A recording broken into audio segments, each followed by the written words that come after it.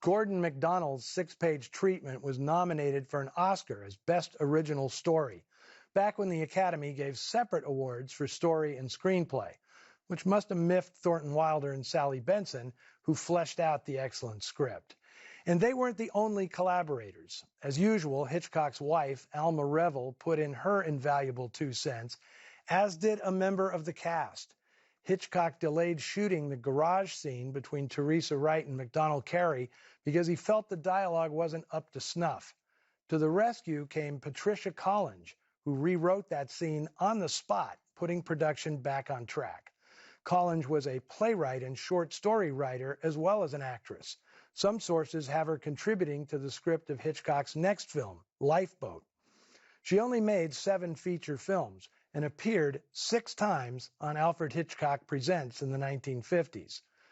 Gordon MacDonald got a lot of mileage out of this story. He repurposed it in 1955 for Lux Video Theater, a weekly TV show, and in 1958, Universal remade it as Step Down to Terror with Charles Drake and Colleen Miller.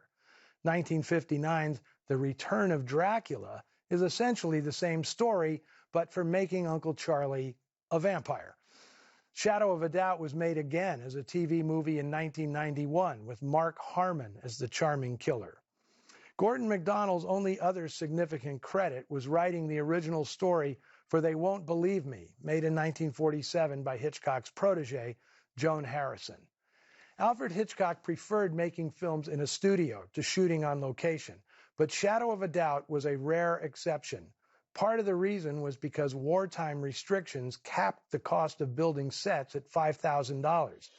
After visiting the Northern California town of Santa Rosa for research purposes, Hitchcock decided to shoot the film there, rather than recreate a small town on the Universal backlot.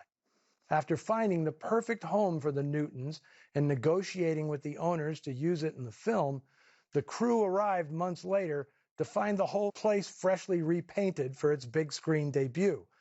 The art department worked overtime to return the house to its proper lived-in look. Then it refurbished and repainted the place again once filming was completed.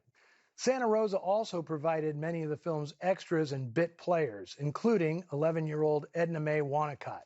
Hitchcock spotted her on a street corner when he was scouting locations, and the very next day, Edna and her mom were on a train for Hollywood for a screen test. Edna had never acted before. She made 6 more movies before retiring at 20 years of age to get married and raise a family. Now, Edna May Wanacott wasn't the only one making her movie debut. This was the first screen appearance for veteran stage actor Hume Cronyn, who provides mordant comedy relief as murder mystery fan Herbie Hawkins. A writer himself, Cronyn would adapt 2 films for Hitchcock later in the decade, Rope and Under Capricorn. Cronyn and his wife, actress Jessica Tandy, were married for 52 years, with both enjoying long careers on stage, screen, and television. Well, let us know what you thought of Shadow of a Doubt, either on our Facebook page or Twitter feed, and then mark your calendars for next weekend, when I'll be bringing you a TCM premiere.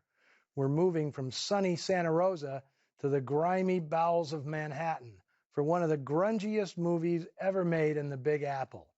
Zachary Scott is an alcoholic former cop searching for his kidnapped son in Guilty Bystander, a noir rarity from 1950, recently restored to pristine condition, which means you can see the squalor in filthy detail and really smell the fetid flophouses. What self-respecting noirista can pass that up? See you next week.